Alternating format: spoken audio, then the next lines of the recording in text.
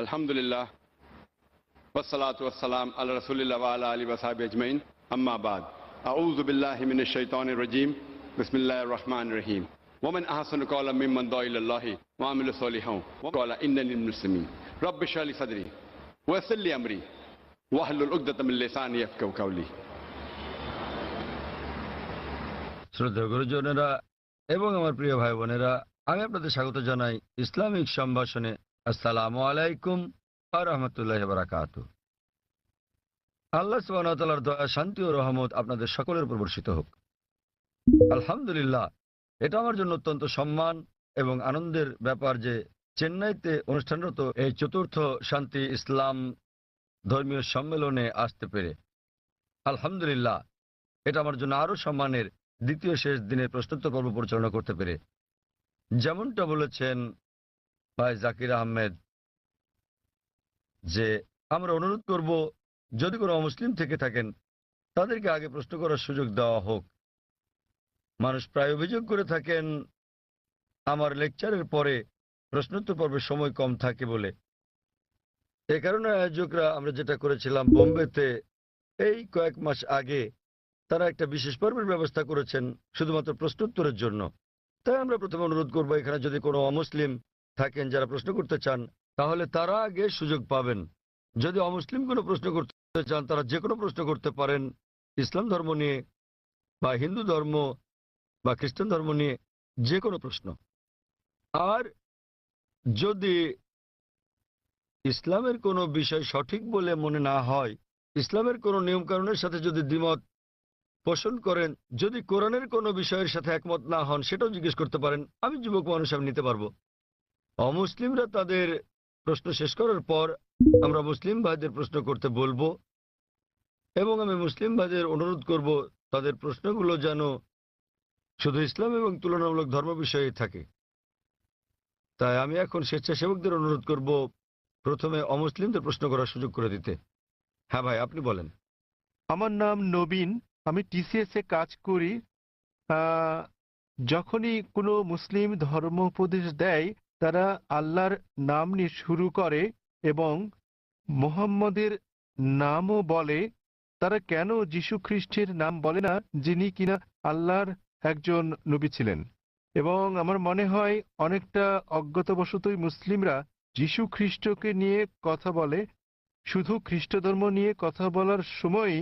তাহলে মুসলিমরা যখন কথা বলা শুরু করে তারা কেন আল্লাহ এবং মুহাম্মদের নামের পর যীশু খ্রিস্টের নামও বলে না, যেহেতু তিনি নিজেও আল্লাহর একজন নবী ছিলেন? ভাই, খুব ভালো প্রশ্ন করেছেন যে যখন মুসলিমরা আলোচনা শুরু করে ইত্যাদি, তারা প্রথমে আল্লাহ সুবহানাহু ওয়া তাআলার নাম স্মরণ করেন, এরপর আল্লাহর রাসূল মুহাম্মদ সাল্লাল্লাহু আলাইহি সাল্লামের নাম নেন। কেন তারা নাম নেন না যীশু খ্রিস্টের, তার উপর শান্তি বর্ষিত হোক? আপনি মনে করছেন এটা করলে ভালোই হবে, যেহেতু আপনি জানেন যে ইসলামে যীশু খ্রিস্ট, তার উপর শান্তি বর্ষিত হোক, তিনিও আল্লাহ তাআলার একজন রাসূল ছিলেন, তিনিও ইসলামের একজন বার্তাবাহক। আল্লাহ কোরআনে বলেছেন সূরা ফাতির অধ্যায় নম্বর 35 আয়াত নম্বর 24, ওয়া ইম মিন উম্মাতিন ইল্লা খালাহা ফিহা নাযীর। এমন একটিও জাতি বা গোষ্ঠী নেই যাদের প্রতি আমি সতর্ককারী পাঠাইনি। আল্লাহ বলেন সূরা রদ অধ্যায় 13 আয়াত নম্বর 7, ওয়া লিকুল্লি কওমিন হাদ। এবং প্রত্যেক জাতির প্রতি আমি একজন সতর্ককারী, একজন পথপ্রদর্শক পাঠিয়েছি। নামানুসারে কোরআনে মাত্র 25 জন নবীর কথা উল্লেখ রয়েছে, কিন্তু আমাদের প্রিয় নবী মুহাম্মদ সাল্লাল্লাহু আলাইহি ওয়াসাল্লাম বলেছেন, সহিহ হাদিসের উল্লেখ আছে, এটা মিশকাত আল মাসাবিতে, যে আমাদের প্রিয় নবী বলেছেন যে 1,24,000 পয়গম্বর পাঠিয়েছেন আল্লাহ সুবহানাহু ওয়া তাআলা এই পৃথিবীর বুকে, কিন্তু কোরআনে কেবল 25 জনের নামই পাওয়া যায়।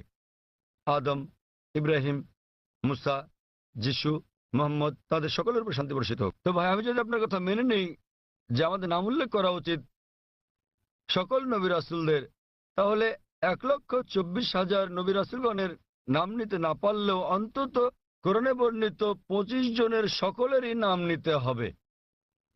তাহলে ভেবে দেখেন প্রথম বাক্যটি কত বড় হয়ে যাবে। আপনি যেটা বুঝতে পারছেন না তা হলো, যে সকল নবী রাসূল নবী মুহাম্মদ সাল্লাল্লাহু আলাইহি সাল্লামের আগে এসেছিলেন তাদের পাঠানো হয়েছিল শুধু তাদের লোকদের জন্য, শেষ সময়ের জন্য। উদাহরণস্বরূপ কোরআনে আছে যীশু খ্রিস্ট তার উপর শান্তি হোক, এটার উল্লেখ আছে সূরা সাফ অধ্যায় নম্বর 61 আয়াত নম্বর 6 যে তাকে পাঠানো হয়েছিল বনী ইসরায়েলের জন্য একজন দূত হিসেবে। এটা উল্লেখ আছে সূরা আলী ইমরানেও অধ্যায় নম্বর 3 আয়াত নম্বর 49 যে যীশু খ্রিস্টকে তারপর শান্তি বর্ষিত হোক পাঠানো হয়েছিল একজন দূত হিসেবে বনী ইসরায়েলের সন্তানদের জন্য। সুতরাং মুহাম্মদ সাল্লাল্লাহু আলাইহি ওয়াসাল্লামের আগে যারা এসেছেন সকল নবী রাসূলগণকে পাঠানো হয়েছিল তাদের নিজেদের লোকদের জন্য সেই সময়ের জন্য।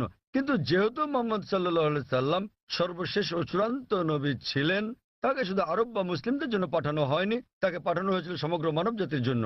এবং আল্লাহ বলেন সূরা আম্বিয়া অধ্যায় নম্বর 21 আয়াত নম্বর 107 ওয়ামা আরসালনাকা ইল্লা রাহমাতাল লিল আলামিন, আমি তো তোমাকে রহমত হিসেবে প্রেরণ করেছি সমগ্র পৃথিবীর জন্য, সমগ্র সৃষ্টি জগতের জন্য, সমগ্র মানবতার জন্য। সুতরাং মুহাম্মদ সাল্লাল্লাহু আলাইহি সাল্লাম যেহেতু সর্বশেষ এবং চূড়ান্ত নবী ছিলেন, তিনি শুধু মুসলিম বা আরবদের জন্য প্রেরিত হননি, এসেছিলেন সমগ্র মানবজাতির জন্য। এবং তিনি যে বার্তা নিয়ে এসেছিলেন তা শুধু একটা নির্দিষ্ট সময়ের জন্যই নয়, যেমনটা তার পূর্বে যারা এসেছিলেন তাদের বার্তা ছিল একটা নির্দিষ্ট সময়ের জন্য। কিন্তু যেহেতু নবী মুহাম্মদ সাল্লাল্লাহু আলাইহি সাল্লাম ছিলেন সর্বশেষ ও চূড়ান্ত নবী, তার বার্তা সময়ের বন্ধনে বাধা নয়, এটাকে অনুসরণ করতে হবে শেষ দিন পর্যন্ত।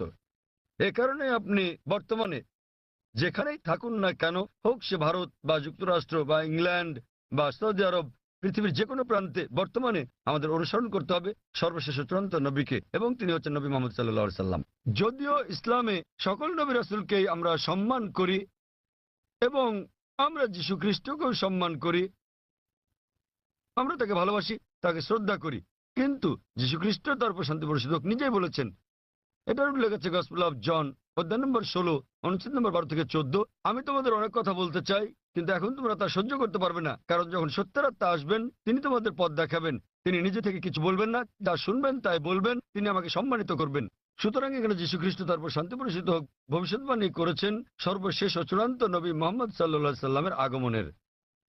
এই কারণে আমরা বিশ্বাস করি যে যীশু খ্রিস্ট তার উপর শান্তি বর্ষিত হোক এই পৃথিবীতে আবার প্রত্যাবর্তন করবেন, এবং খ্রিস্টানরাও এটা বিশ্বাস করে। তিনি যখন আসবেন তিনি নিজেও আনুগত্য করবেন আল্লাহ সুবহানাহু ওয়া তাআলার, এবং সর্বশেষ ও চূড়ান্ত নবী মুহাম্মদ সাল্লাল্লাহু আলাইহি সাল্লামের শিক্ষা মেনে চলবেন। তাই এটাই হচ্ছে কারণ যে যখন কোনো মুসলমান কোনো বক্তব্য শুরু করতে যায় অথবা শাহাদাত দেয়, প্রথমেই সে এক এবং একমাত্র আল্লাহ সুবহানাহু ওয়া তাআলার নাম স্মরণ করে, শুধু তিনি একমাত্র উপাসনার যোগ্য, আর কেউ নয়। এবং আমরা সর্বশেষ ও চূড়ান্ত নবী অর্থাৎ মুহাম্মদ সাল্লাল্লাহু আলাইহি ওয়াসাল্লামের উপর বিশ্বাস স্থাপন করি, কারণ তিনি এমন এক পয়গম্বর যার শিক্ষা দীক্ষা আজ অনুসরণযোগ্য। পূর্ববর্তী সকল নবী রাসূলগণ ছিলেন সময়ের গণ্ডিভুক্ত একটা নির্দিষ্ট সময়ের জন্য এবং একটা নির্দিষ্ট গোত্রের লোকদের জন্য।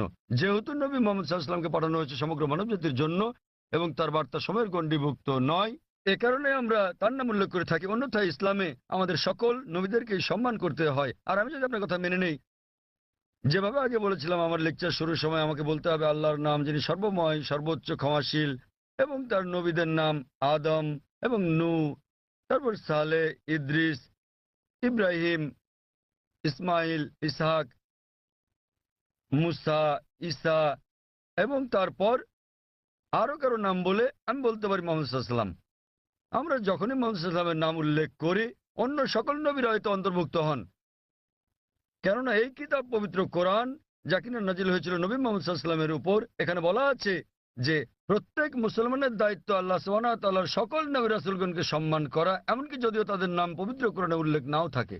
সুতরাং আমরা তাদের ভালোবাসি, তাদের সম্মান করি, কিন্তু আমাদেরকে নাম নিতে হবে সর্বশেষ ও চূড়ান্ত নবীরই, যেহেতু তার বাণী আজও অনুসরণ করা হচ্ছে। আশা করি উত্তরটা পেয়েছেন।